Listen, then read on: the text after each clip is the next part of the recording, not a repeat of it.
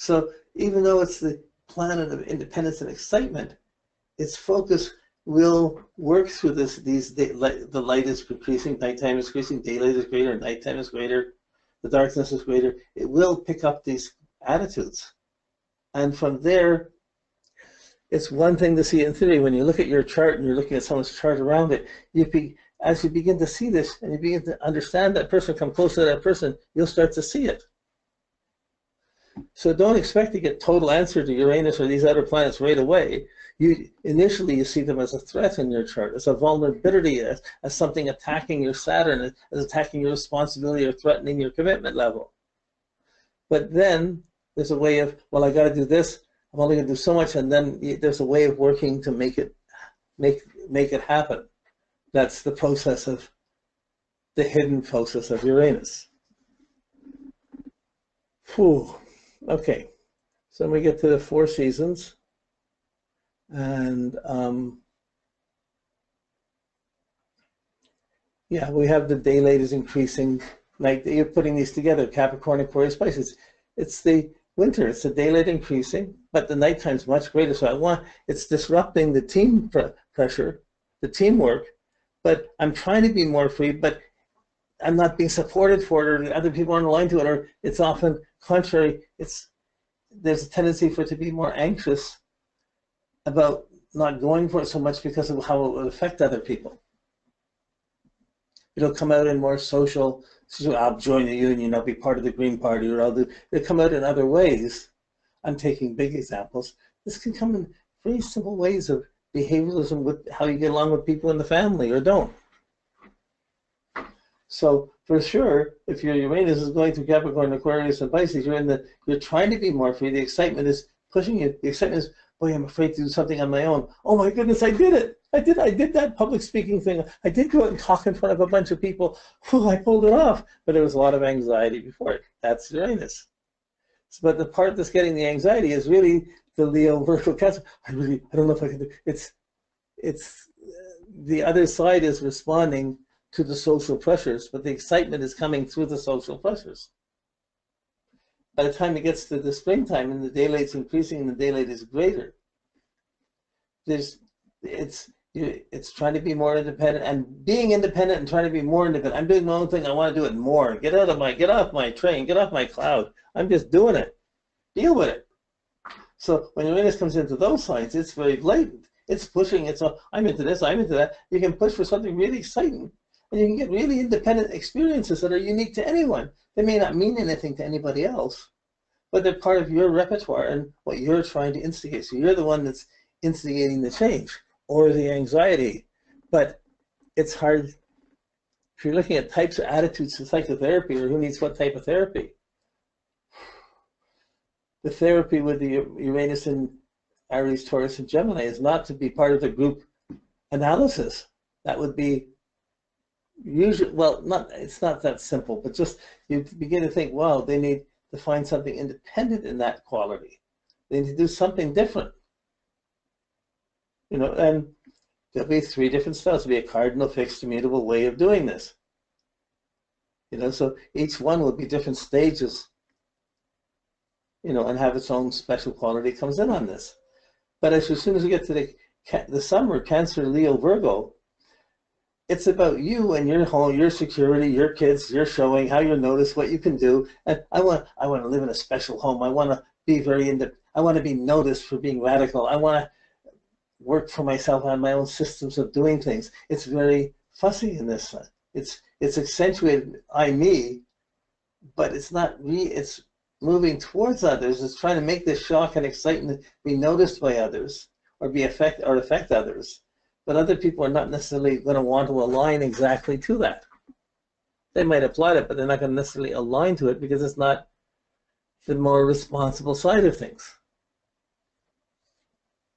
Each way is valid. So when Uranus is going through the fall signs, the nighttime is greater and nighttime is increasing. Society and social factors, belonging, sharing, being part of a team, being part of a relationship is important. And I need a shocking, exciting relationship. I need someone to break me out of here, to break away from the tediousness I have. I need something different. And that's the Uranus going through the Libra, Scorpio signs. It's going to create radical relationships, and the relationships are going to condition, they'll cause your excitement, they'll also cause your anxiety. Not so much what I'm doing, as in our Aries, Taurus, or Gemini, but what we're doing and whether it's stable or not.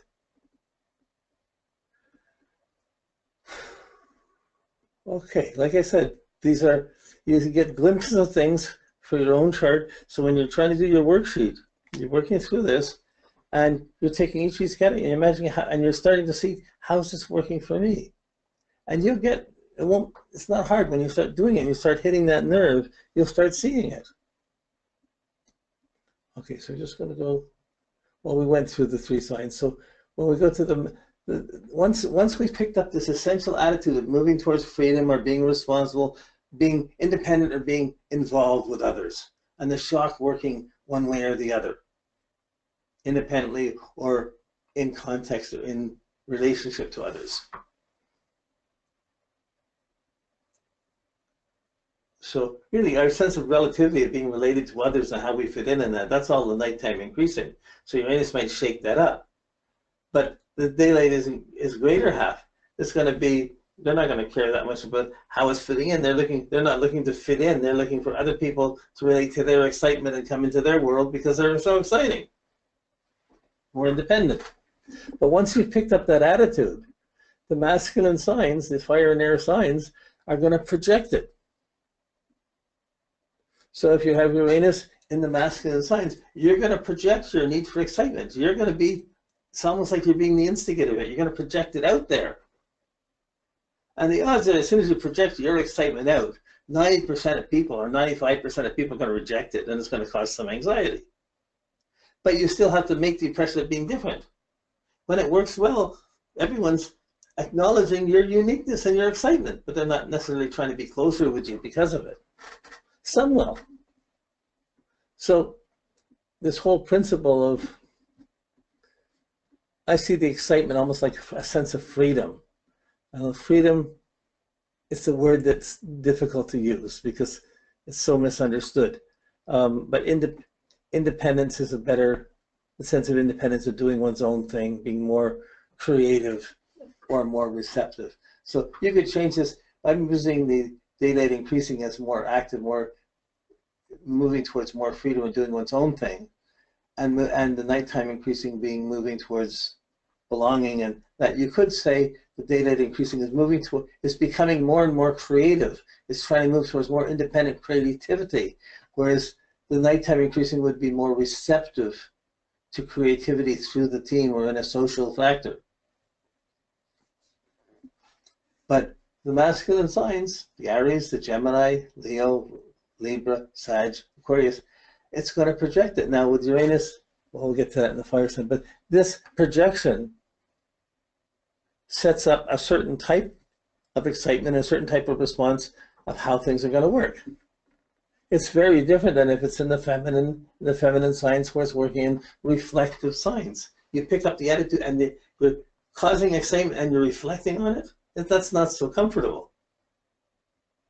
To reflect on excitement, to reflect on anxiety, to measure the changes, so they happen more subjectively, more inwardly. And you're inwardly looking for that excitement, for that difference, for that uniqueness. And not everybody will see it, just something you know that you're doing differently yourself.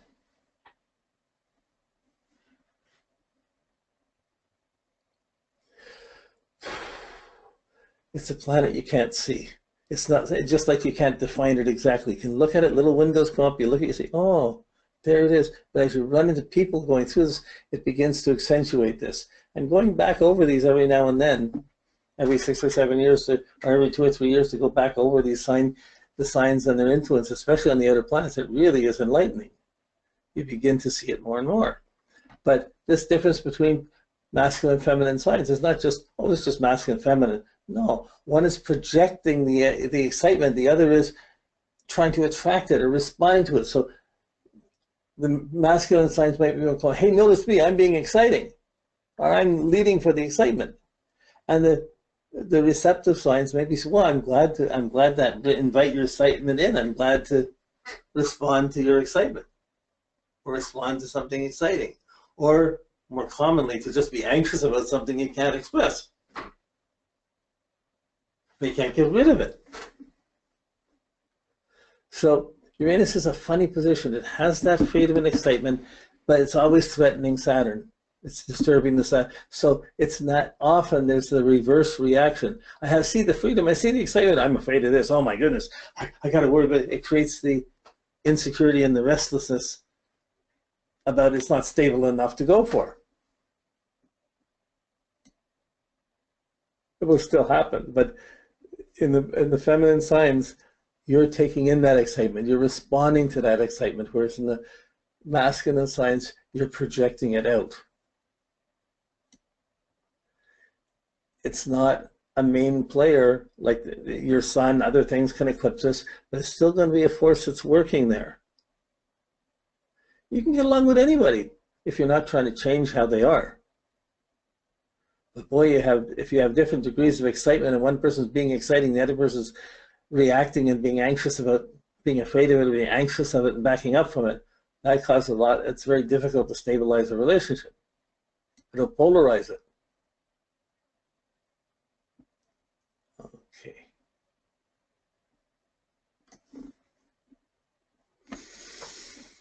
Okay, now